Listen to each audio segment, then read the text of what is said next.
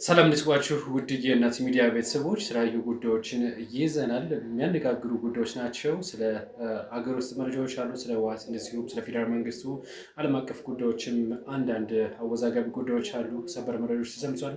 በተለይ ዶክተር አብይ አህመድ ያሉት ነገር እንግዲህ በኤርትራም የኦሮሚያ ግዛት አለ ብለዋል። ስለዚህና በርካታ ጉዳዮች እናነሳለን። ግን ሰብስክራይብ አድርጋችሁ እናንሳ፣ አብራችሁን ቆዩ።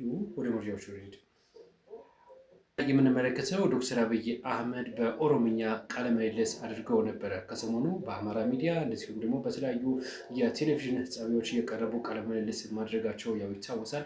አሁን ደግሞ በኦሮምኛ ቋንቋ ያደረጉት ቃለ ምልልስ ብዙዎችን እያስደነገጠና እያነጋገረ ነው የሚገኘው። ብዙ ስፍራዎች የኤርትራ ውስጥ በአፋን ኦሮሞ ይጠራሉ ሲሉ ጠቅላይ ሚኒስትር አብይ አህመድ ተናግረዋል። ይህ ማለት በኤርትራ እንደዚሁ በርካታ ቦታዎች የኦሮሚያ ናቸው ሲሉ ሀሳባቸውን ሰጥተዋል ነው የተባለው። በኤርትራ ውስጥ ብዙ ስፍራዎች በአፋን ኦሮሞኛ ይጠራሉ ሲሉ ገልጿል። በ1512ም የባህር ነጋሽ የዛሬዋ የኤርትራ ንጉስ የነበረው ዶሪ ኦሮሞ በአንድ እንደነበር እንደዚሁ በተጨማሪም በርካታ ቦታዎችንም እንደዚሁ አንስተዋል። በ1499 እንግዲህ ሰርጸ ድንግል ኦሮሞ ሰራዊትን ይዞ እስከ ምጽዋ ድረስ ተዋግቷል ሲሉ እንደዚሁ ሀሳባቸውን ሰጥተዋል። ኦሮሞ ያልተዋጋበት የኢትዮጵያ ምድር የለም ሲሉም እንደዚሁ ተደምጠዋል ሲባል ኦሮሞ በታሪኩ ተቃውሞ ኢትዮጵያን ተቃውሞ አያውቅም፣ ነገር ግን ለኢትዮጵያ በርካታ መስዋዕትነትን ከፍሏል ሲሉ ነው የገለጹት ማለት ነው። ከዚህ ጋር በተገናኘ እንግዲህ ኦሮሞ በታሪኩ ወመው የተበላሸ አስተዳደር እንጂ ኢትዮጵያን አይደለም ሲሉ እንደዚሁ ሀሳባቸውን ሰጥተዋል የተባለው። እንግዲህ ከዚህ ጋር በተገናኘ ግን በርካታ ጉዳዮችን ያነሱት በተለይ ከኦሮሚያ ማህበረሰብ ጋር በተገናኘ የኦሮሞ ሕዝብ አሁን ነፃ አውጪ አያስፈልገውም፣ ኦልሬዲ ነፃ አውጥተነዋል ሲሉ እንደዚሁ ሀሳባቸውን ሰጥተዋል። በርካታ ያልተመለሱ መሬቶች አሉት የኦሮሚያ ሕዝብ ሲሉ እንደዚሁ ገልጸዋል። የኦሮሚያ ሕዝብ እንግዲህ በርካታ ገና ያላስመለሳቸው መሬቶች አሉ። እነኛ መሬቶች ደግሞ ያስመልሳል ሲሉ እንደዚሁ ሀሳባቸውን ሰጥቷል። እና ይሄ ነገር በተለይ ብዙዎችን እያነጋገረ ያለ ጉዳይ ነው። የትኛው መሬት ነው የሚያስመልሰው? እስከ የት ድረስ ነው መሄድ ያለበት? እስከ ኤርትራስ መጓዝ አለበት ወይ የሚለው የብዙዎች ጥያቄ ነው። እናንተ በዚህ ቃለ ምልልስ ምን አሰባላችሁ? በተለይ በኤርትራም በኦሮምኛ የሚጠሩ እንግዲህ አካባቢዎች አሉ ማለታቸው በሌሎችም ቦታ ይኖራሉ ማለት ነው። እናም ያላስመለሱት የኦሮሚያ ያላስመለሰው መሬት አለ የሚለው እንግዲህ ምን ያክል እጅግ አደገኛ ነው የብዙዎች ጥያቄ ነው። እናንተ ሀሳብ አስተያየት ካለ በዚህ ጉዳይ ያካፍሉ ነው።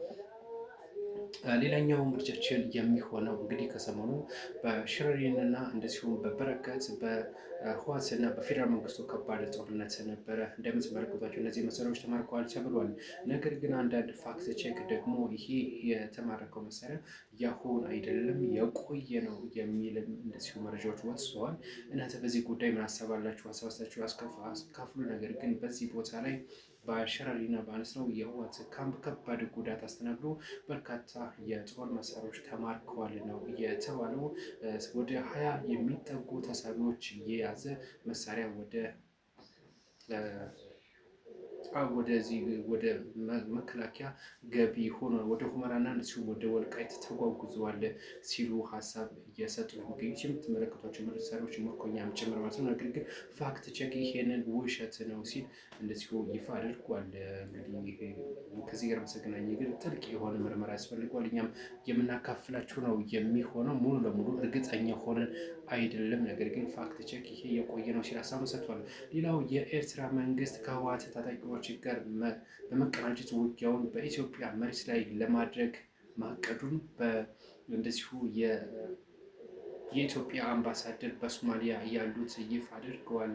ከዚህ ጋር በተገናኘ እንግዲህ ኤርትራ የበርካታ ወታደር ወደ ትግራይ ክልል ማስገባቷ የፌዴራል መንግስቱ ወይም ደግሞ የኢትዮጵያ መንግስት ሉዓላዊነቱን በመጣሱ ምክንያት በኤርትራ ላይ ጥቃት የማድረስ ሙሉ መብት አለው ሲሉ አምባሳደሩ ይፋ አድርገዋል። በአሁኑ ወቅትም የኤርትራ መንግስት ጦሩን በድብቅ ወደ ትግራይ ክልል እያስገባ ነው ሲሉ እንደዚሁ ሀሳባቸውን ገልጿል።